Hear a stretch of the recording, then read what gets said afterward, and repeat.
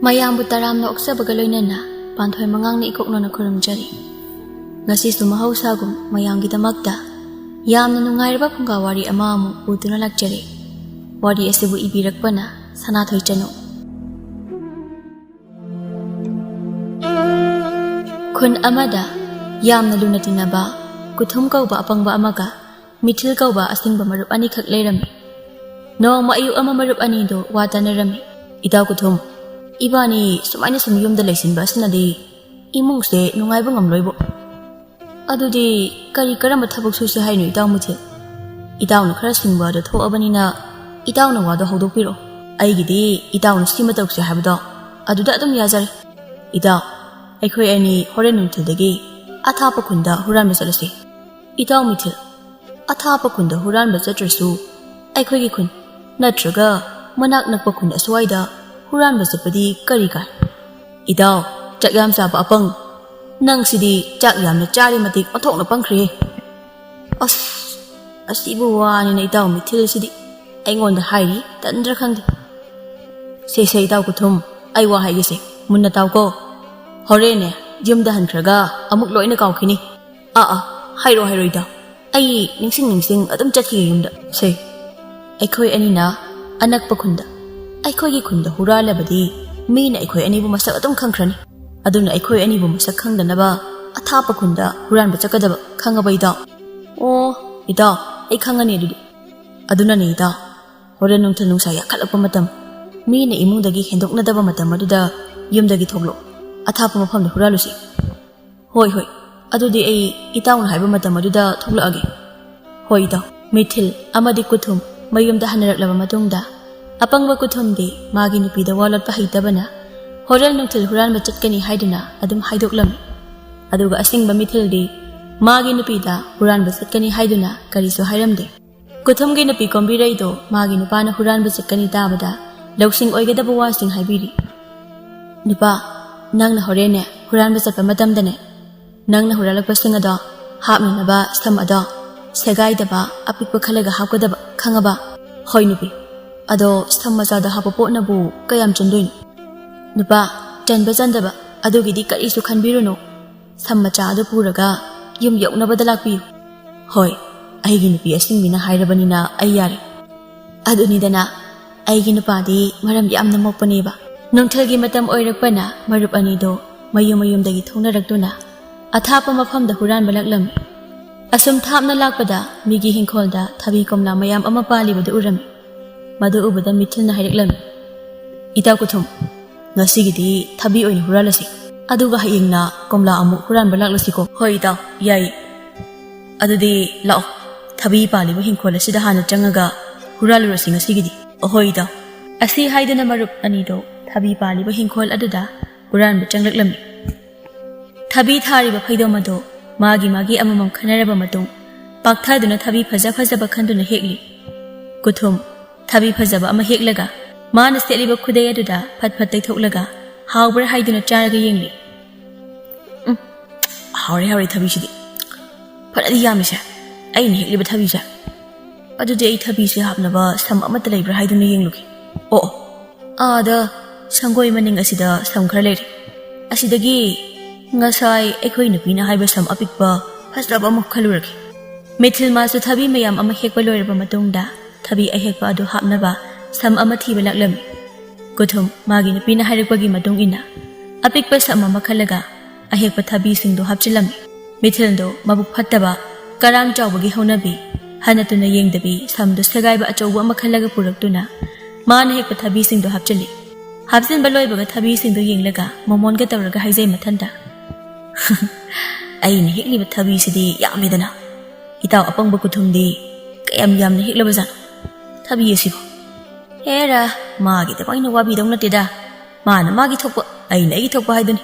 ꯑꯁꯨꯝꯅ ꯁꯝ ꯑꯃꯃꯝꯗ ꯃꯥꯅ ꯍꯦꯛꯄ ꯊꯕꯤꯁꯤꯡꯗꯨ ꯄꯨꯅꯔꯒ ꯍꯤꯡꯈꯣꯜ ꯃꯄꯨꯅ ꯎꯗ꯭ꯔꯤꯉꯩ ꯂꯣꯟꯅ ꯑꯃꯨꯛ ꯂꯥꯛꯂꯝꯃꯤ꯫ ꯀꯨꯊꯨꯝꯗꯤ ꯃꯌꯨꯝ ꯌꯧꯔꯗꯨꯅ ꯆꯪꯍꯧꯔꯝꯃꯤ꯫ ꯃꯤꯊꯤꯜ ꯃꯥꯅ ꯄꯨꯔꯤꯕ ꯁꯝ ꯑꯗꯣ ꯁꯨꯝ ꯌꯥꯡꯂꯛꯄꯗꯒꯤ ꯃꯌꯨꯝ ꯌꯧꯔꯝꯗꯥꯏ ꯑꯗꯨꯗ ꯁꯝꯗꯨ ꯊꯝꯂꯒ ꯌꯦꯡꯂꯝꯃꯤ꯫ ꯃꯥꯅ ꯌꯦꯡꯂꯨꯕ ꯃꯇꯝꯗꯗꯤ ꯃꯥꯅ ꯉꯁꯥꯏ ꯌꯥꯝꯅ ꯆꯥꯎꯕ ꯁꯝ ꯑꯃ ꯈꯜꯂꯨꯔꯤꯕ ꯑꯗꯨꯗꯤ ꯁꯦꯒꯥꯏꯕ ꯁꯝ ꯑꯣꯏꯔꯝꯗꯨꯅ ꯂꯝꯕꯤꯗ ꯁꯨꯝ ꯇꯥꯍꯧꯕꯗꯒꯤ ꯌꯥꯡꯂꯛꯄ ꯑꯣꯏꯔꯝꯃꯤ꯫ Sam adugi manungdasu thabido taramutang yauduna leiram.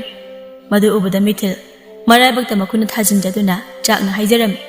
Oh, ainadi thabi se yamna channabani haiduna. Samse achauba amada hapdaga puri. Adugadi samse segaiba oiramdana lambida loina tahawrido.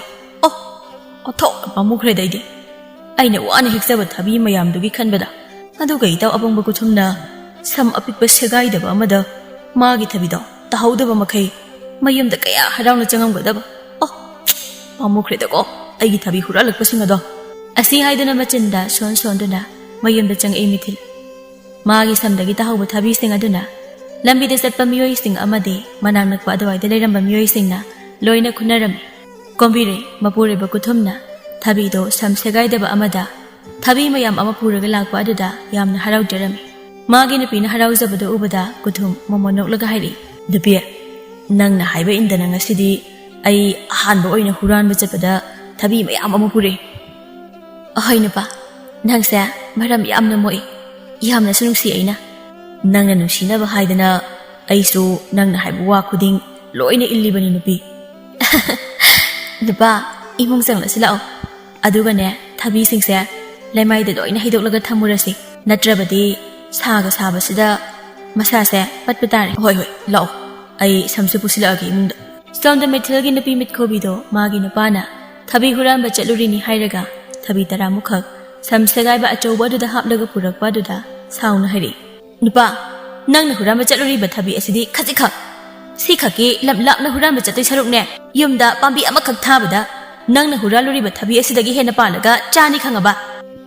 As nupiye nang sidi onthokna yamna wa ngangkhrida. Aina hairi maktada nangna wakhal asuk yamna tadriba sibu karigino haibani. Karina nupa aina tadoriba wakhal asibo hayuni kari wakhanaba aina tadoriba wakhanse thabi huranba chalaga thabi taramukhak haplaga samsegaiba asida puraga changakpa asigi kari wakhanaba aina tawdoribase. Aina haridudi nangonda samdo segaiba oiramdana lambida tahawdana mina loina khunakhre haidana. Oh, nangi marup apangba kuthum haibaduna di apikpa samsegaidabada puraga laklaga nangna hanatuna yengdabi chaure haidana samsegaiba achawam puraga lakpane ba ha. Nupiya nang sauranu se aine hayengse komla huran bachatkaneba adudane sam apikpa segaidaba amada purage. Hoi adu oridi phai magi apangba kuthum haibaduna hayengsu singba helalaba aidine ipamda chachakhini ko. Hoi bu nupi nangbo ado itaw kuthumna yamna pangasu magi nupi kombiraido madi yamna singmani. Nangna isa uda langdawge tawrugale kari nangna kalakpana mang thabagi soibana chadro ha. Aduga aingondaga isauda dum langaga lebana pitahaliba. Asi haramduna phet isau langduna imung changkhirami mikhubi. Mithil masu samasawa segaibudu pariduna imungda prabab sangi. Mathangi ayukni mithildi yahawbaga kuthumgi mayumda laklami. Lambida chana mathanta pendana haijari. Ngarangdi huranba chatlaga mina singba henkibagi ngarang ahingdi tumbasu yadri. Thawaise chakrida koide. Aduna ngasidi aina hena yamna huralaktaba sungya yadawni. Kombire ayuk ngata hagatuna sumang manggol wairam taiba loiraduna sengna irula tholaba matung asengba phijor setuna dup thomai katba loibaga lai khurambada setluriba phijor du hongtoklaba matungda saksangda changaktuna chakmai thagatba hawi. Mana chak thonglingai kuthum changla aga hairi. Nupe chak du khara thuna lusinaba tawai. Karigina nupa chak khara thuna lusinaba taw haibo. Ngasi su itaw mithil aikhoi anine huranba chakadawribani. Aduna nupe chak to khara thuna lusiloba.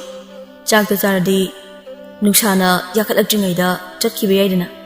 Hoi aduna pa ngasidine samda achauba segaidaba ama khalaga nangna huraliba singa hapuko. Hoi nupi adugane nangi marup mithilna lambida sam onase hairabasu onaba yade ko nupa. Hoi onari nupi kombire sak to prapap lisilaga mapuriba kuthumbu chak pijarami. Kuthumna chak chaba hektokbaga mithil su yoraklami. Itaw kuthum imung chango itaw imung di changa arege itaw oina thokpiro mapanda. Hoi itaw ngahak ngai biramo adudi. Hoi itaw kuthum imung dagi tholaklaga itaw kaidawre ngasidi nganta laklabade itaw bu chak chara abo nganta la isibo katai dagi chak chara kono de itaw chak amata charakti ꯑꯗꯨ ꯑꯣꯏꯔꯁꯨ ꯍꯨꯔꯥꯟꯕꯗꯣ ꯍꯧꯖꯤꯛ ꯍꯦꯛꯇ ꯆꯠꯂꯨꯔꯁꯤ ꯏꯇꯥꯎ ꯑꯩꯈꯣꯏꯅꯤ ꯏꯇꯥꯎ ꯍꯧꯖꯤꯛꯇꯤ ꯉꯟꯃꯟꯗ꯭ꯔꯣ ꯍꯨꯔꯥꯟꯕ ꯆꯠꯄꯁꯦ ꯉꯟꯃꯟꯗꯦ ꯏꯇꯥꯎ ꯏꯪꯈꯣꯜ ꯃꯄꯨꯅ ꯏꯃꯨꯡꯗ ꯆꯪꯈ꯭ꯔꯤꯉꯩ ꯃꯇꯝ ꯑꯗꯨꯗ ꯇꯨꯃꯤꯟ ꯆꯪꯂꯒ ꯍꯨꯔꯥꯟꯕ ꯍꯩꯕꯗꯨꯅꯤ ꯍꯨꯔꯥꯟꯕ ꯍꯩꯕ ꯍꯥꯏꯔꯤꯕꯁꯦ ꯑꯣ ꯑꯗꯨꯗꯤ ꯏꯇꯥꯎ ꯑꯩꯈꯣꯏ ꯅꯨꯄꯤꯗ ꯆꯠꯂꯨꯈꯤꯒꯦ ꯍꯥꯏꯔꯝꯈꯤꯒꯦꯀꯣ ꯍꯣꯏ ꯏꯇꯥꯎ ꯀꯨꯊꯨꯝ ꯃꯥꯒꯤ ꯅꯨꯄꯤꯗ ꯆꯠꯂꯨꯈꯤꯒꯦ ꯍꯥꯏꯔꯝꯗꯨꯅ ꯃꯤꯊꯤꯜꯒ ꯄꯨꯟꯅ ꯊꯣꯛꯃꯤꯟꯅꯔꯛꯏ ꯀꯣꯟꯊꯣꯡꯂꯣꯝꯗ ꯀꯣꯝꯕꯤꯔꯩ ꯏꯃꯨꯡꯗꯒꯤ ꯆꯦꯟꯊꯣꯔꯛꯂꯒ ꯂꯥꯎꯔꯛꯏ ꯃꯄꯨꯔꯣꯏꯕ ꯀꯨꯊꯨꯝꯗ ꯅꯨꯄꯥ ꯑꯩꯅ ꯍꯥꯏꯕꯗꯣ ꯀꯥꯎꯅꯤꯀꯣ ꯍꯣꯏ ꯅꯨꯄꯤ ꯀꯥꯎꯔꯣꯏ ꯑꯩ ꯑꯁꯨꯝꯅ ꯃꯔꯨꯞ ꯑꯅꯤꯗꯣ ꯑꯁꯨꯝ ꯂꯥꯛꯂꯝꯃꯤ ꯃꯤꯊꯤꯜ ꯃꯥꯒꯤ ꯊꯃꯣꯏ ꯃꯅꯨꯡ ꯑꯗꯨꯗ ꯃꯇꯥꯎ ꯀꯨꯊꯨꯝꯒꯤ ꯅꯨꯄꯤꯅ ꯃꯥꯅ ꯍꯥꯏꯕ ꯀꯥꯎꯅꯤꯀꯣ ꯍꯥꯏꯕꯗꯣ ꯀꯔꯤꯅꯣ ꯍꯥꯏꯗꯨꯅ ꯌꯥꯝꯅ ꯈꯪꯅꯤꯡꯕꯅ ꯂꯥꯡꯇꯛꯅꯔꯝꯃꯤ ꯑꯗꯨꯅ ꯍꯪꯉꯛꯂꯝꯃꯤ ꯏꯇꯥꯎ ꯀꯨꯊꯨꯝ ꯍꯧꯖꯤꯛ ꯏꯇꯥꯎꯒꯤ ꯅꯨꯄꯤꯅ ꯑꯩꯅ ꯍꯥꯏꯕ ꯀꯥꯎꯅꯤꯀꯣ ꯍꯥꯏꯔꯛꯂꯤꯕꯗꯨꯕꯨ ꯀꯔꯤꯕꯨꯅꯣ ꯃꯥꯅ ꯍꯥꯏꯔꯤꯕ ꯋꯥꯁꯤ ꯃꯤ ꯑꯇꯣꯞꯄꯗ ꯍꯥꯏꯗꯣꯛꯀꯅꯨ ꯍꯥꯏꯅ ꯃꯥꯒꯤ ꯅꯨꯄꯤ ꯀꯣꯝꯕꯤꯔꯩꯅ ꯍꯥꯏꯔꯛꯄ ꯅꯠꯇꯕꯅ ꯑꯗꯨꯝ ꯍꯥꯏꯗꯣꯔꯛꯑꯝꯃꯤ ꯏꯇꯤꯡ ꯇꯤꯡꯅ ꯀꯨꯊꯨꯝꯅ ꯍꯦꯔ ꯏꯇꯥꯎ ꯀꯔꯤꯁꯨ ꯑꯔꯨꯕ ꯋꯥ ꯅꯠꯇꯦꯗ ꯑꯩꯈꯣꯏ ꯅꯨꯄꯤꯅ ꯉꯁꯥꯏ ꯍꯥꯏꯔꯛꯂꯤꯕ ꯑꯗꯨꯗꯤꯅꯦ ꯍꯣꯔꯦꯟ ꯑꯩꯈꯣꯏꯅ ꯍꯨꯔꯥꯜꯂꯛꯄ ꯄꯣꯠꯁꯤꯡꯗꯣ ꯁꯝ ꯑꯆꯧꯕ ꯁꯦꯒꯥꯏꯗꯕ ꯑꯃꯗ ꯍꯥꯞꯄꯒ ꯄꯨꯔꯛꯎ ꯍꯥꯏꯕꯅꯤꯗ ꯑꯣ ꯃꯤꯊꯤꯜ ꯀꯨꯊꯨꯝꯒꯤ ꯋꯥꯗꯨ ꯇꯥꯕꯗ ꯊꯃꯣꯏꯅꯨꯡꯗ ꯈꯜꯂꯤ ꯉꯁꯤꯗꯤ ꯈꯪꯅꯤꯗꯅ ꯑꯄꯪꯕ ꯏꯇꯥꯎ ꯀꯨꯊꯨꯝ ꯅꯪ ꯋꯥꯔꯤꯈꯩ ꯄꯨꯍꯜꯂꯒ ꯑꯩꯅ ꯈꯗ꯭ꯔꯛ ꯇꯧꯒꯦꯕ ꯑꯁꯤ ꯍꯥꯏꯗꯨꯅ ꯉꯔꯥꯡ ꯀꯣꯝꯂꯥ ꯄꯥꯜꯍꯧꯕ ꯍꯤꯡꯈꯣꯜ ꯑꯗꯨꯗ ꯇꯨꯃꯤꯟꯅ ꯍꯨꯔꯥꯟꯕ ꯑꯃꯨꯛ ꯆꯪꯉꯛꯂꯝꯃꯤ ꯀꯣꯝꯂꯥꯗꯣ ꯍꯦꯛꯄ ꯌꯥꯕ ꯍꯦꯛꯂꯕ ꯃꯇꯨꯡ ꯍꯥꯞꯅꯕ ꯁꯝ ꯈꯟꯕꯗꯣ ꯉꯁꯤꯗꯤ ꯃꯤꯊꯤꯜ ꯑꯆꯧꯕ ꯁꯝ ꯑꯃꯗ ꯃꯅꯤꯡꯗ ꯆꯔꯨ ꯃꯌꯥꯝ ꯑꯃ ꯍꯥꯞꯆꯤꯜꯂꯒ ꯃꯊꯛꯇꯅ ꯀꯣꯝꯂꯥ ꯈꯔ ꯆꯥꯏꯗꯨꯅ ꯍꯥꯞꯆꯤꯜꯂꯤ ꯃꯗꯨ ꯂꯣꯏꯔꯕ ꯃꯇꯨꯡ ꯀꯣꯝꯂꯥ ꯄꯥꯝꯕꯤ ꯑꯗꯨꯒꯤ ꯃꯈꯥꯗ ꯐꯝꯂꯒ ꯀꯣꯝꯂꯥ ꯑꯆꯧꯕ ꯐꯖꯕ ꯈꯔ ꯈꯜꯂꯒ ꯃꯕꯨꯛ ꯄꯦꯟꯅ ꯆꯥꯊꯣꯛꯂꯤ ꯁꯣꯝꯗ ꯀꯨꯊꯨꯝꯁꯨ ꯁꯝ ꯑꯆꯧꯕ ꯁꯦꯒꯥꯏꯗꯕ ꯑꯃꯗ ꯀꯣꯝꯂꯥꯗꯣ ꯐꯅ ꯌꯥꯝꯅ ꯍꯥꯞꯆꯤꯜꯂꯕ ꯃꯇꯨꯡ ꯁꯝꯕꯜꯗꯨ ꯇꯨꯃꯤꯟꯅ ꯂꯥꯟꯊꯣꯛꯂꯒ ꯃꯌꯨꯝ ꯄꯥꯡꯅ ꯂꯩꯔꯤꯕ ꯂꯝꯕꯤ ꯑꯗꯨꯗ ꯂꯥꯛꯄ ꯍꯧꯔꯝꯃꯤ ꯀꯣꯝꯂꯥ ꯊꯥꯔꯤꯕ ꯃꯄꯨꯗꯣ ꯃꯥꯒꯤ ꯀꯣꯝꯂꯥ ꯄꯥꯝꯕꯤꯁꯤꯡ ꯑꯗꯨꯅ ꯂꯦꯡꯕ ꯑꯗꯨꯗ ꯂꯥꯎꯔꯛꯏ ꯍꯩ ꯀꯅꯥꯅꯣ ꯑꯩꯒꯤ ꯀꯣꯝꯂꯥ ꯍꯤꯡꯈꯣꯜ ꯑꯁꯤꯗ ꯂꯩꯔꯤꯕꯗꯣ ꯈꯪꯅꯤꯗꯅ ꯂꯩꯔꯝꯃꯣꯕ ꯂꯧꯔꯤ ꯊꯥꯡꯖꯧꯅ ꯅꯪ ꯉꯛꯁꯝꯗꯣ ꯍꯥꯏꯊꯒꯦꯕ ꯆꯥꯒꯦ ꯍꯥꯏꯔꯕꯁꯨ ꯃꯄꯨ ꯑꯩꯉꯣꯟꯗ ꯍꯥꯏꯌꯨꯗꯅ ꯑꯁꯤ ꯍꯥꯏꯔꯝꯗꯨꯅ ꯍꯤꯡꯈꯣꯜ ꯃꯄꯨ ꯑꯗꯨꯅ ꯏꯃꯨꯡ ꯂꯧꯔꯤ ꯊꯥꯡꯖꯧ ꯂꯧꯊꯣꯛꯄ ꯆꯪꯈ꯭ꯔꯤꯉꯩ ꯃꯤꯊꯤꯜꯁꯨ ꯃꯥꯒꯤ ꯁꯝꯗꯨ ꯄꯨꯔꯒ ꯁꯝꯕꯜꯗꯣ ꯂꯤꯊꯣꯛꯇꯨꯅ ꯆꯦꯜꯂꯛꯏ ꯃꯈꯣꯏꯒꯤ ꯈꯨꯟ ꯌꯧꯕꯒ ꯃꯔꯨꯞ ꯑꯅꯤꯗꯣ ꯉꯁꯤꯗꯤ ꯀꯣꯝꯂꯥ ꯑꯣꯏꯕꯅ ꯋꯥꯏ ꯍꯥꯏꯗꯨꯅ ꯉꯥꯏꯍꯥꯛ ꯄꯣꯊꯥꯔꯝꯃꯤ ꯄꯣꯊꯥꯕꯒꯤ ꯇꯟꯖꯥ ꯑꯗꯨ ꯂꯧꯔꯗꯨꯅ ꯃꯤꯊꯤꯜꯅ ꯍꯥꯏꯔꯤ ꯏꯇꯥꯎ ꯀꯨꯊꯨꯝ ꯅꯪꯒꯤ ꯀꯣꯝꯂꯥꯗꯨꯗꯤ ꯈꯖꯤꯛꯈꯛ ꯇꯨ ꯌꯦꯡꯉꯨ ꯑꯩꯒꯤ ꯀꯣꯝꯂꯥꯁꯤꯗꯤ ꯀꯌꯥꯝ ꯌꯥꯝꯃꯤꯕ ꯀꯨꯊꯨꯝ ꯃꯥꯁꯤ ꯏꯄꯪ ꯄꯪꯅ ꯈꯨꯝꯂꯛꯏ ꯃꯤꯊꯤꯜꯒꯤ ꯀꯣꯝꯂꯥ ꯌꯥꯎꯕ ꯁꯝꯗꯨ ꯎꯕꯗ ꯍꯣꯏꯅꯦ ꯏꯇꯥꯎ ꯃꯤꯊꯤꯜ ꯏꯇꯥꯎꯒꯤ ꯀꯣꯝꯂꯥ ꯍꯥꯞꯄ ꯁꯝꯁꯤꯗꯤ ꯄꯤꯛ ꯍꯦꯛ ꯊꯜꯂꯤꯍꯦ ꯑꯩꯒꯤꯗꯤ ꯊꯟꯀꯣꯛꯈꯛꯅꯤ ꯇꯧꯔꯤꯕ ꯃꯤꯊꯤꯜꯒꯤ ꯀꯣꯝꯂꯥ ꯍꯥꯞꯄ ꯁꯝꯗꯨ ꯎꯕꯗ ꯃꯥꯒꯤ ꯅꯨꯄꯤꯅ ꯉꯁꯥꯏ ꯍꯥꯏꯔꯛꯈꯤꯕ ꯋꯥꯗꯣ ꯀꯥꯎꯊꯣꯛꯈ꯭ꯔꯕꯅꯤ ꯀꯨꯊꯨꯝꯗꯤ ꯏꯇꯥꯎ ꯑꯗꯨꯗꯤ ꯏꯇꯥꯎꯒꯤ ꯀꯣꯝꯂꯥ ꯍꯥꯞꯄ ꯁꯝꯗꯨꯒ ꯑꯩꯒꯤ ꯀꯣꯝꯂꯥ ꯍꯥꯞꯄ ꯁꯝꯁꯤꯒ ꯑꯣꯟꯅꯔꯁꯤꯔꯣ ꯏꯇꯥꯎꯒꯤꯗꯤ ꯊꯟꯁꯨ ꯊꯟꯗꯦ ꯑꯩꯒꯤꯗꯤ ꯄꯤꯛ ꯊꯜꯂꯦ ꯍꯣꯏ ꯏꯇꯥꯎ ꯑꯣꯟꯅꯔꯁꯤ ꯌꯥꯏꯅꯦ ꯁꯤꯗ ꯂꯩꯔꯦ ꯏꯇꯥꯎ ꯑꯩꯒꯤ ꯀꯣꯝꯂꯥ ꯍꯥꯞꯄ ꯁꯝꯗꯣ ꯏꯇꯥꯎ ꯑꯩꯒꯤꯁꯨ ꯁꯤꯗ ꯂꯩꯔꯁꯦ ꯑꯁꯤ ꯍꯥꯏꯗꯨꯅ ꯁꯝ ꯑꯅꯤꯗꯣ ꯑꯣꯟꯊꯣꯛꯅꯔꯕ ꯃꯇꯨꯡ ꯀꯨꯊꯨꯝ ꯍꯔꯥꯎꯅ ꯆꯠꯈꯤꯔꯝꯃꯤ ꯃꯤꯊꯤꯜ ꯍꯔꯥꯎꯅ ꯆꯠꯈ꯭ꯔꯤꯕ ꯀꯨꯊꯨꯝꯗ ꯌꯦꯡꯂꯒ ꯅꯣꯛꯂꯒ ꯂꯩꯍꯧꯏ ꯀꯌꯥꯗ ꯄꯪꯈ꯭ꯔꯕ ꯅꯨꯄꯥꯅꯣ ꯌꯦꯡꯉꯨꯅꯦ ꯃꯁꯦ ꯃꯥꯒꯤ ꯅꯨꯄꯤ ꯀꯣꯝꯕꯤꯔꯩꯗꯨꯗꯪꯒ ꯂꯩꯔꯝꯗ꯭ꯔꯕꯗꯤ ꯑꯩꯁꯦ ꯋꯥꯗꯅ ꯅꯍꯥꯟ ꯅꯨꯡꯉꯥꯏꯖꯔꯝꯃꯗꯕꯅꯤ ꯉꯁꯤꯗꯤ ꯅꯨꯡꯉꯥꯏꯔꯦ ꯑꯩꯈꯣꯏ ꯅꯨꯄꯤꯅꯁꯨ ꯁꯥꯎꯔꯔꯣꯏ ꯑꯗꯨꯅ ꯑꯩꯁꯨ ꯁꯝꯁꯦ ꯄꯨꯔꯒ ꯆꯪꯂꯒꯦ ꯌꯨꯝꯂꯣꯝꯗ ꯀꯣꯝꯕꯤꯔꯩ ꯃꯄꯨꯔꯣꯏꯕ ꯀꯨꯊꯨꯝꯅ ꯉꯁꯤ ꯄꯨꯔꯛꯂꯤꯕ ꯁꯝꯗꯨ ꯎꯕꯗ ꯉꯛꯅ ꯍꯥꯏꯔꯤ ꯅꯨꯄꯥ ꯅꯪꯅ ꯄꯨꯔꯛꯂꯤꯕ ꯀꯣꯝꯂꯥ ꯍꯥꯞꯄ ꯁꯝ ꯑꯁꯤꯗꯤ ꯃꯅꯤꯡꯗꯅ ꯆꯔꯨ ꯉꯥꯛꯇ ꯑꯗꯨꯒ ꯃꯊꯛꯇꯅ ꯀꯣꯝꯂꯥ ꯈꯔ ꯆꯈꯥꯏꯔꯒ ꯄꯨꯔꯛꯏꯁꯤꯕꯨ ꯀꯔꯤꯒꯤꯅꯣ ꯍꯥꯏꯕ ꯀꯨꯊꯨꯝ ꯉꯛꯅ ꯃꯥꯒꯤ ꯀꯣꯝꯂꯥ ꯍꯥꯞꯄ ꯁꯝꯗꯨ ꯌꯦꯡꯂꯒ ꯍꯥꯏꯔꯤ ꯏꯇꯥꯎ ꯃꯤꯊꯤꯜꯗꯤ ꯀꯣꯝꯂꯥꯒꯤ ꯃꯍꯨꯠ ꯆꯔꯨ ꯉꯥꯛꯇ ꯑꯣꯏꯅ ꯄꯨꯔꯛꯂꯕꯖꯥꯠꯂꯣ ꯀꯔꯤꯅꯣ ꯍꯥꯏꯔꯤꯕꯗꯨꯕꯨ ꯅꯨꯄꯥ ꯑꯩꯉꯣꯟꯗ ꯋꯥꯔꯤꯁꯤꯡꯗꯣ ꯑꯃꯠꯇ ꯆꯤꯊꯗꯅ ꯑꯃꯨꯛꯇ ꯂꯤꯔꯛꯎ ꯀꯨꯊꯨꯝ ꯉꯁꯤꯒꯤ ꯋꯥꯔꯤꯁꯤꯡ ꯑꯗꯨ ꯃꯥꯒꯤ ꯅꯨꯄꯤ ꯀꯣꯝꯕꯤꯔꯩꯗ ꯑꯃꯠꯇ ꯆꯤꯊꯗꯅ ꯂꯣꯏꯅ ꯂꯤꯔꯛꯂꯝꯃꯤ ꯋꯥꯗꯨ ꯇꯥꯕꯗ ꯀꯣꯝꯕꯤꯔꯩ ꯆꯥꯛꯅ ꯍꯥꯏꯔꯛꯏ ꯄꯨꯝꯅꯃꯛꯁꯦ ꯑꯩꯒꯤ ꯏꯔꯥꯟꯅꯤꯅꯦ ꯇꯧꯔꯤꯁꯦ ꯑꯩꯅ ꯉꯁꯥꯏ ꯍꯥꯏꯈꯤꯕ ꯋꯥꯗꯣ ꯃꯤ ꯀꯅꯥ ꯑꯃꯠꯇꯗ ꯍꯥꯏꯗꯣꯛꯀꯅꯨ ꯍꯥꯏꯗꯅ ꯋꯥ ꯃꯦꯟꯈꯤꯗ꯭ꯔꯦꯕ ꯑꯩꯒꯤ ꯅꯨꯄꯥꯁꯦ ꯄꯪꯉꯤ ꯈꯪꯅ ꯁꯨꯃꯥꯏꯅ ꯋꯥ ꯍꯥꯏꯕ ꯍꯦꯛ ꯆꯤꯊꯔꯝꯕ ꯂꯣꯏꯅ ꯀꯥꯎꯈ꯭ꯔꯕ ꯅꯠꯇ꯭ꯔꯒ ꯑꯩꯅ ꯉꯁꯥꯏ ꯁꯝ ꯑꯣꯟꯅꯒꯅꯨ ꯍꯥꯏꯈꯤꯕꯁꯤꯡꯗꯣ ꯂꯣꯏꯅ ꯍꯩꯃꯥ ꯅꯨꯄꯤ ꯑꯩꯗꯤ ꯑꯗꯨꯗꯤ ꯀꯥꯎꯊꯣꯛꯂꯨꯔꯦ ꯀꯥꯎꯊꯣꯛꯅꯤ ꯅꯪꯗꯤ ꯑꯄꯪꯅꯤꯅ ꯉꯁꯤꯗꯤ ꯃꯥꯒꯤ ꯅꯨꯄꯥꯅ ꯍꯨꯔꯥꯟꯕ ꯆꯠꯄꯗ ꯀꯣꯝꯂꯥ ꯃꯌꯥꯝ ꯑꯃ ꯄꯨꯔꯛꯄ ꯑꯗꯨꯗ ꯃꯤꯈꯨꯕꯤꯗꯣ ꯌꯥꯝꯅ ꯍꯔꯥꯎꯖꯔꯝꯃꯤ ꯃꯥꯒꯤ ꯅꯨꯄꯤꯅ ꯍꯔꯥꯎꯔꯤꯕꯗꯨ ꯎꯕꯗ ꯍꯦꯟꯅ ꯍꯔꯥꯎꯖꯅꯕ ꯍꯥꯏꯗꯨꯅ ꯃꯤꯊꯤꯜ ꯃꯥꯅ ꯀꯨꯊꯨꯝꯒ ꯁꯝ ꯑꯣꯟꯅꯕꯒꯤ ꯋꯥꯔꯤꯗꯨꯁꯨ ꯂꯤꯔꯝꯃꯤ ꯋꯥꯔꯤꯗꯨ ꯇꯥꯕꯗ ꯁꯤꯊ ꯅꯣꯛꯂꯗꯨꯅ ꯍꯥꯏꯔꯛꯏ ꯃꯤꯈꯨꯕꯤꯅ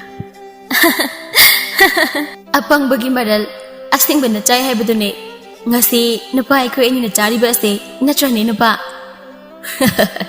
mani nupi matam khara haukraba matong ni labukta thariba phosing do lemaida maru lukna charong sumna palakpa uste oya kayana chaki gani haiduna magi labukta uste ngaknaba matam adudani matam kuirabagi matongda mithildo kuthungi mayumda law ngak lusi haiduna haubalaklam sumang aduda leplaga hauna kauri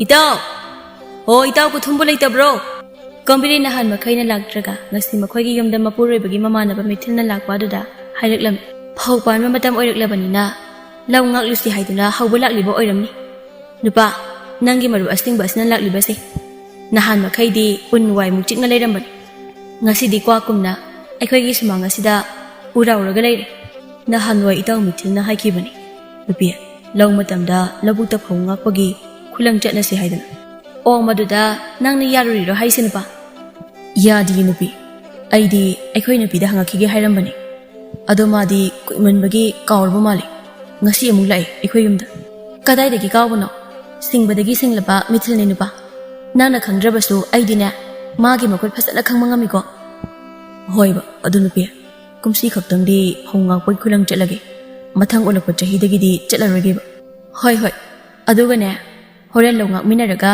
mathang chahigi khulang amu yasilamaba ai phate haijanu ko nupa hoi ba nupi ai yasilamoi ba adudi ai chalukhige hoi phajana chalo nupa methil ko thonggi yamgi thongjaw aduda chetha yinglaga mathanta khanjari madugi apangwajuna kadai dam sakhrabajan ai bu khanau se kango makai ko holi basibo tasengna maki ta drabajal magi sibo ai na kauri basa natragana magi nupi heisingbe aduna khumlunu haidana khumdribajalani thoki thokle he adune mithil aina kawbada tholaktaba ngamloidaba kuthum nati ida kari lerage ai masigi apangba se matam khara pulludaba sida wahi wata ga siyam hongomeni magi nupi heisingbe aduna phasana takpi tambirabajani ida hoi ida mithil kaidarabagi tumina ingonda yinglaga leiriba dubo nati aise itauna matam khara urudaba aduda sakkase yam phaja tholamabo mithil wakhal lakladuna khangai heri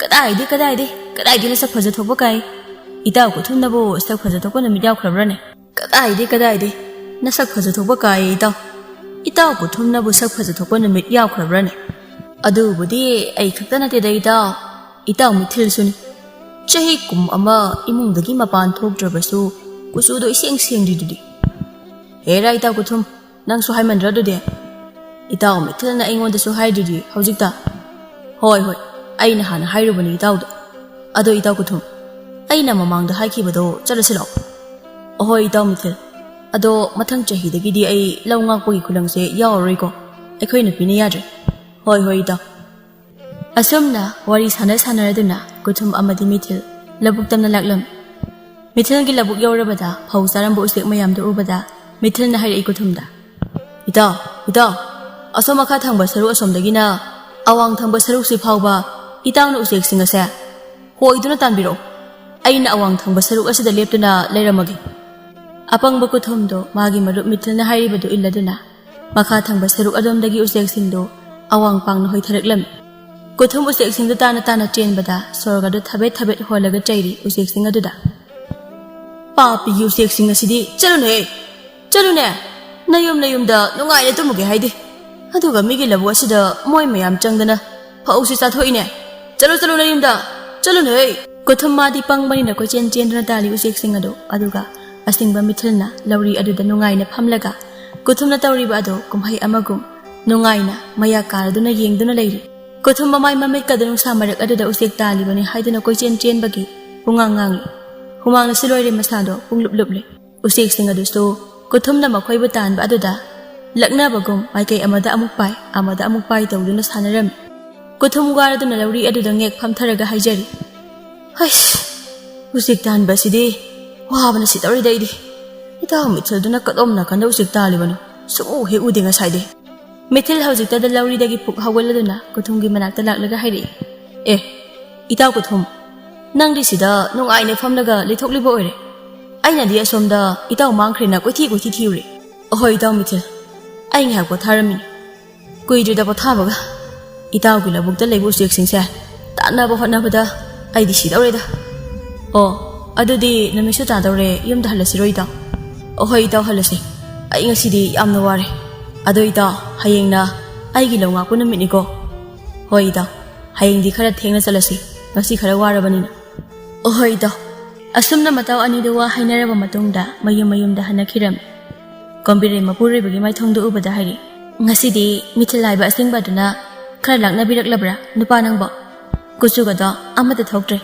ꯅꯃꯥꯏꯒꯗꯣ ꯃꯨꯛꯁꯨꯛ ꯃꯨꯁꯤꯟꯈ꯭ꯔꯦ ꯍꯥꯏꯕ ꯍꯥꯟꯅꯒ ꯈꯔ ꯃꯨꯕꯒ ꯅꯨꯄꯤ ꯃꯥꯅ ꯂꯥꯛꯅꯕ ꯅꯠꯇꯤꯌꯦ ꯎꯆꯦꯛ ꯃꯌꯥꯝꯅ ꯂꯥꯛꯅꯕꯅꯤ ꯏꯇꯥꯎ ꯃꯤꯊꯤꯜꯒꯤ ꯂꯧꯕꯨꯛꯇ ꯐꯧ ꯆꯥꯕ ꯎꯆꯦꯛꯁꯤꯡ ꯑꯗꯨꯗꯤꯅꯦ ꯑꯉꯥꯡ ꯃꯆꯥꯒꯨꯝꯅ ꯉꯥꯎꯁꯤꯟꯅꯈ꯭ꯔꯦ ꯑꯣꯟꯊꯣꯛꯅ ꯑꯩꯅ ꯑꯋꯥꯡꯗ ꯊꯠꯂꯤ ꯃꯣꯏꯅ ꯃꯈꯥꯔꯣꯝꯗ ꯄꯥꯏꯈꯤ ꯋꯥꯕꯅ ꯉꯁꯤꯗꯤ ꯅꯨꯄꯤ ꯅꯪꯒꯤ ꯅꯨꯄꯥꯁꯦ ꯋꯥꯕꯅ ꯁꯤꯗꯧꯔꯦ ꯀꯔꯤꯅꯣ ꯍꯥꯏꯔꯤꯁꯤꯕꯨ ꯅꯨꯄꯥ ꯅꯪꯒꯤ ꯅꯇꯥꯎ ꯃꯤꯊꯤꯜꯗꯤ ꯌꯥꯎꯗꯕ꯭ꯔꯥ ꯍꯥꯏꯔꯤꯁꯦ ꯃꯥꯒꯤ ꯂꯧ ꯉꯥꯛꯄꯗꯣ ꯈꯪꯗꯦꯗ ꯅꯨꯄꯤ ꯌꯥꯎꯔꯤꯔꯥ ꯌꯥꯎꯗ꯭ꯔꯤꯔꯥ ꯍꯥꯏꯕꯗꯣ ꯑꯩꯁꯨ ꯑꯗꯣ ꯎꯆꯦꯛ ꯇꯥꯟꯕ ꯑꯃꯠꯇ ꯎꯗꯦ ꯑꯩꯅꯗ ꯇꯥꯜꯂꯤ ꯎꯆꯦꯛ ꯃꯌꯥꯝꯗꯣ ꯑꯣ ꯃꯥꯒꯤ ꯂꯧꯐꯝꯗꯁꯨ ꯅꯪ ꯅꯊꯟꯇ ꯎꯆꯦꯛ ꯇꯥꯟꯕ ꯑꯩꯈꯣꯏꯒꯤ ꯂꯧꯐꯝꯗꯁꯨ ꯅꯪ ꯅꯊꯟꯇ ꯑꯗꯨꯝ ꯇꯥꯟꯗꯧꯔꯤꯕ꯭ꯔꯣ ꯅꯨꯄꯥ ꯅꯪꯕꯣ ꯈꯔꯁꯨ ꯁꯤꯡꯉꯣꯕ ꯅꯨꯄꯥ ꯅꯪꯕꯣ ꯃꯤꯅ ꯁꯨꯝ ꯂꯛꯅꯕꯤꯔꯤꯕ ꯁꯥꯟꯅꯕꯤꯔꯤꯕꯗꯣ ꯋꯥꯗ꯭ꯔꯣ ꯍꯥꯏꯕ ꯅꯨꯄꯤ ꯑꯩꯁꯨ ꯁꯤꯡꯅꯕ ꯍꯥꯏꯗꯅ ꯁꯤꯡ ꯃꯌꯥꯝ ꯆꯥꯔꯤꯗꯨꯗꯤ ꯑꯗꯣ ꯁꯤꯡꯉꯨ ꯌꯥꯗꯕꯁꯤꯕꯨ ꯑꯩꯅꯔꯣ ꯁꯤꯡꯉꯛꯀꯅꯤ ꯌꯥꯝꯅ ꯁꯤꯡ ꯃꯌꯥꯝ ꯆꯥꯔꯒ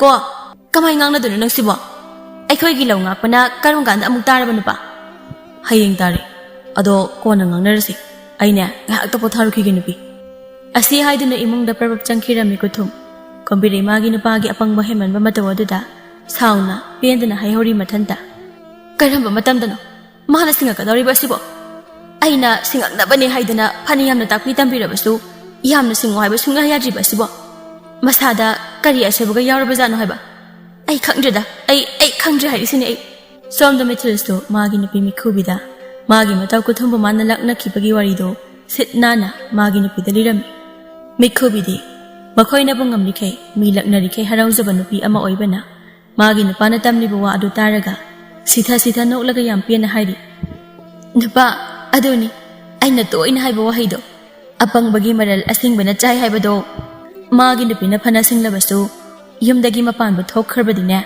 ꯍꯥꯟꯅꯒꯤ ꯃꯐꯝꯗ ꯑꯗꯨꯝ ꯄꯪꯉꯤꯕ ꯑꯗꯨꯅꯤ ꯍꯣꯏꯅꯦ ꯅꯨꯄꯤ ꯑꯩꯗꯤ ꯅꯍꯥꯟ ꯃꯈꯩ ꯃꯨꯟꯅꯕꯨ ꯈꯟꯖꯤꯜꯂꯨꯗꯦ ꯅꯪꯒꯤ ꯋꯥꯍꯩꯁꯦ ꯑꯗꯣ ꯉꯁꯤꯗꯤ ꯀꯌꯥꯗ ꯆꯨꯝꯈ꯭ꯔꯕꯅꯣ ꯍꯌꯦꯡꯅ ꯃꯥꯒꯤ ꯂꯧꯕꯨꯛꯇꯣ ꯎꯆꯦꯛ ꯇꯥꯟꯕ ꯑꯃꯨꯛ ꯆꯠꯀꯅꯤ ꯍꯌꯦꯡꯁꯨ ꯃꯊꯟꯇ ꯇꯥꯜꯍꯟꯒꯦ ꯈꯪꯒꯅꯤꯗꯅ ꯇꯥꯜꯍꯜꯂꯨ ꯅꯨꯄꯥ ꯑꯄꯪꯕ ꯍꯥꯏꯁꯤꯗꯤ ꯈꯔ ꯋꯥꯖꯒꯗꯕꯅꯤ ꯑꯍꯣꯏ ꯅꯨꯄꯤ ꯅꯣꯡꯉꯥꯟꯕꯒ ꯀꯨꯊꯨꯝꯁꯨ ꯉꯔꯥꯡ ꯃꯥꯒꯤ ꯃꯇꯥꯎ ꯃꯤꯊꯤꯜꯅ ꯂꯥꯛꯄ ꯃꯇꯝ ꯑꯗꯨꯗ ꯆꯠꯅꯕ ꯀꯟꯅ ꯂꯣꯏꯁꯤꯜꯂꯤ ꯀꯣꯝꯕꯤꯔꯩ ꯃꯥꯒꯤ ꯅꯨꯄꯥꯅ ꯂꯧꯕꯨꯛ ꯆꯠꯅꯕ ꯂꯣꯏꯁꯤꯟꯕ ꯑꯗꯨꯗ ꯆꯥꯛꯇꯤ ꯅꯨꯄꯥ ꯆꯥꯔꯣꯏꯒꯦ ꯅꯨꯄꯤ ꯍꯣꯔꯦꯟ ꯅꯨꯡꯁꯥ ꯅꯟꯊꯔꯛꯂꯕ ꯀꯥꯟꯗ ꯅꯪ ꯑꯣꯏꯅ ꯊꯤꯜꯂꯛꯑꯣ ꯍꯣꯏ ꯊꯤꯜꯂꯛꯑꯒꯦ ꯑꯗꯨꯗꯤ ꯑꯩ ꯆꯠꯂꯨꯈꯤꯒꯦꯀꯣ ꯅꯨꯄꯤ ꯍꯣꯏ ꯀꯨꯊꯨꯝꯅ ꯃꯤꯊꯤꯜꯒꯤ ꯃꯌꯨꯝꯗ ꯆꯠꯇꯨꯅ ꯍꯧꯔꯨꯔꯒ ꯃꯈꯣꯏ ꯑꯅꯤ ꯄꯨꯟꯅ ꯂꯥꯛꯃꯤꯟꯅꯔꯝꯃꯤ ꯀꯨꯊꯨꯝꯒꯤ ꯂꯧꯐꯝ ꯇꯝꯅ ꯂꯝꯕꯤꯗ ꯑꯁꯨꯝ ꯂꯥꯛꯄꯗ ꯂꯝꯕꯤꯒꯤ ꯅꯥꯀꯜ ꯑꯗꯨꯗ ꯎꯅꯥ ꯌꯥꯝꯅ ꯄꯥꯟꯕ ꯎ ꯄꯥꯝꯕꯤ ꯑꯗꯨ ꯎꯕꯗ ꯍꯥꯏꯔꯛꯏ ꯃꯤꯊꯤꯜꯅ ꯏꯇꯥꯎ ꯀꯨꯊꯨꯝ ꯉꯟꯁꯨ ꯉꯜꯂꯤ ꯃꯇꯝꯁꯦ ꯑꯗꯨꯅ ꯎꯅꯥ ꯀꯛꯄꯤ ꯉꯥꯏꯍꯥꯛ ꯁꯥꯟꯅꯔꯒ ꯂꯩꯈꯤꯁꯤꯅ ꯏꯇꯥꯎ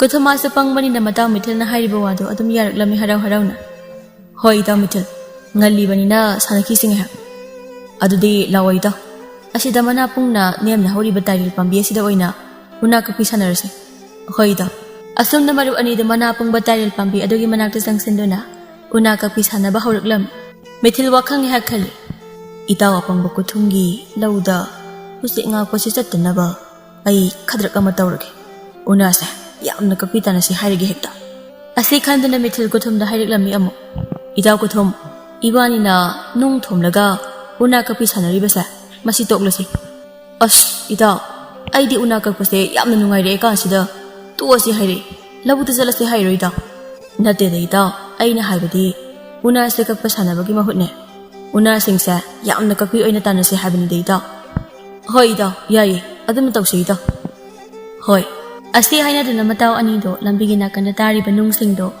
ꯃꯥꯒꯤ ꯃꯌꯥꯝ ꯄꯥꯏꯁꯤꯟꯅꯗꯨꯅ ꯎꯅꯥ ꯌꯥꯝꯅ ꯀꯛꯄꯤ ꯇꯥꯟꯅꯗꯨꯅ ꯂꯩꯔꯝꯃꯤ ꯀꯣꯝꯕꯤꯔꯩ ꯅꯨꯡꯁꯥ ꯈꯔ ꯅꯦꯝꯊꯔꯛꯄ ꯑꯗꯨꯗ ꯃꯄꯨꯔꯣꯏꯕ ꯀꯨꯊꯨꯝꯒꯤ ꯆꯥꯛ ꯁꯔꯨꯛꯇꯣ ꯂꯧꯕꯨꯛꯇ ꯄꯨꯊꯔꯛꯂꯝꯃꯤ ꯃꯥꯅ ꯑꯁꯨꯝ ꯂꯥꯛꯄꯗ ꯎꯔꯛꯂꯝꯃꯤ ꯃꯥꯒꯤ ꯅꯨꯄꯥꯒ ꯃꯤꯊꯤꯜꯒꯅ ꯎꯅꯥ ꯀꯛꯂꯒ ꯄꯩꯁꯤꯟꯗꯨꯅ ꯌꯥꯝꯕ ꯇꯥꯟꯅꯕꯒꯨꯝ ꯂꯩꯔꯤꯕꯗꯣ ꯃꯗꯨ ꯎꯕꯗ ꯁꯥꯎꯅ ꯃꯥꯒꯤ ꯅꯨꯄꯥꯒꯤ ꯃꯅꯥꯛꯇ ꯆꯪꯁꯤꯜꯂꯛꯇꯨꯅ ꯍꯪꯂꯛꯏ Nupa, labuk ta usik tali bro dubo. Lambi sida nakhoi anina una kaktuna sanaraga leire. Labuk tana usik mayamna phawdura ramani ye.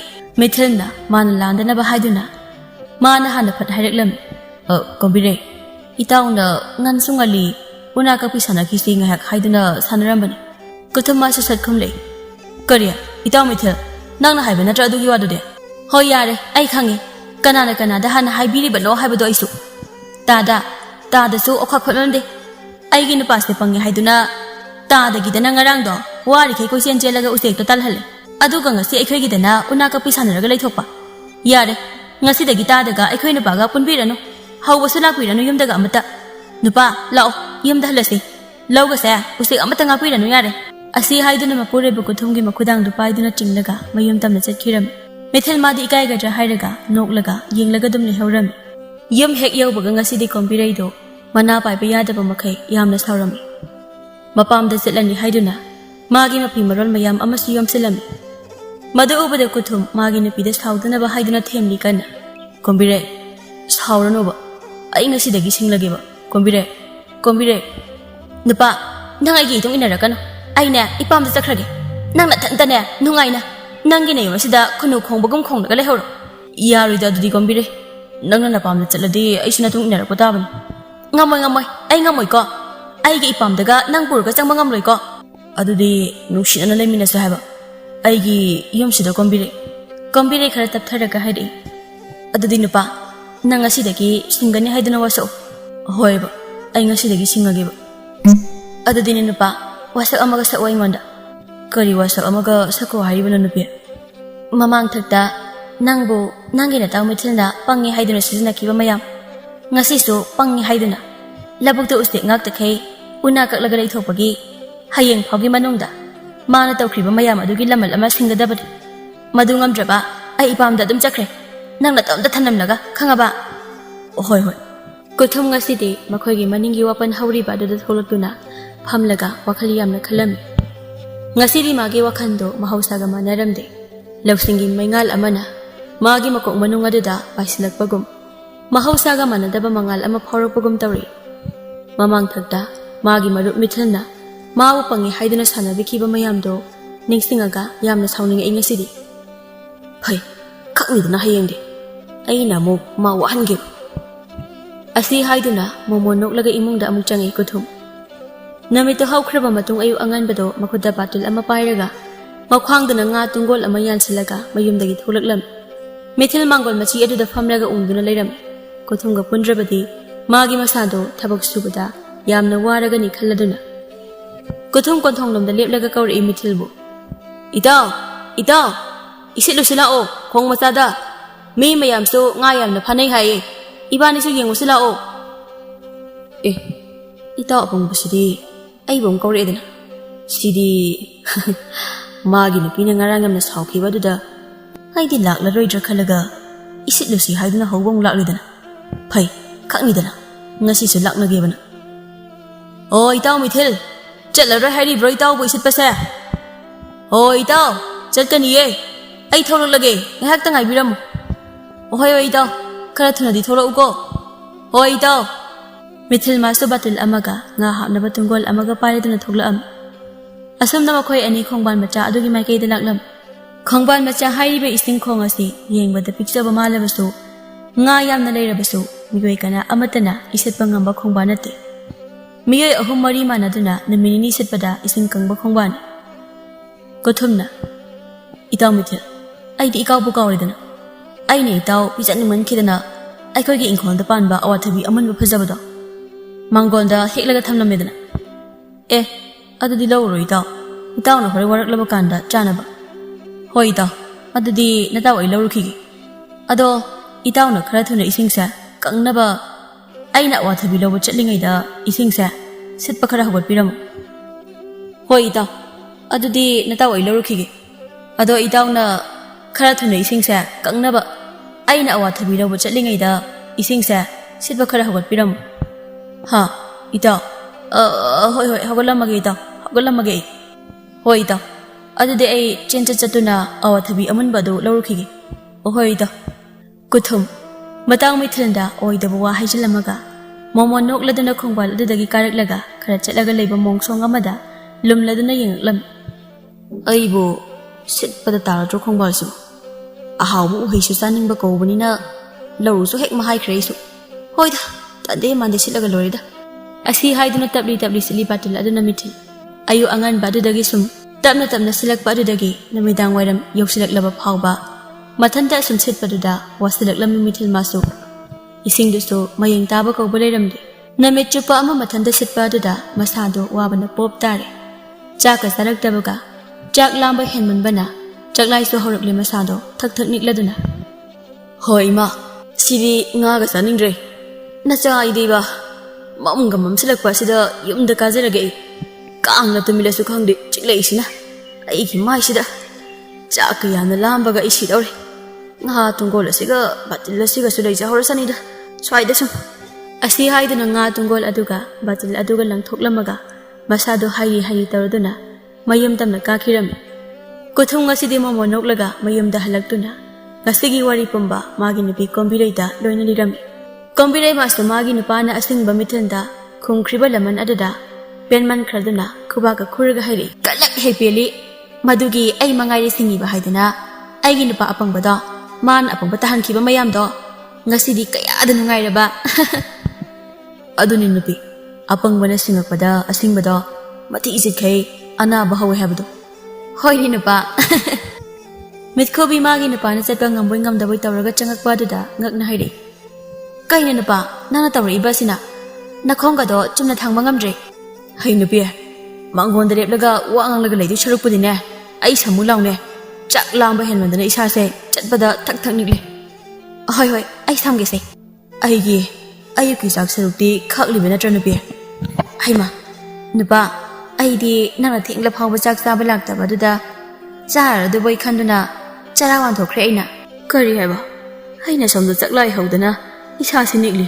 aduga nana charawan thokre haiba haima karina nupa sibo aina ro nangna soiba natro haima nasado hanlagi henani idubu kaidawragi nupa no nupi ai wadu haiba lesilamda chaklai hobugi masado nikpa henmanduna masado thak niklaga khudakta sirami mithildo Mikhobi magi napagi khusi aduda kappadi layadana ngakna yengduna leirami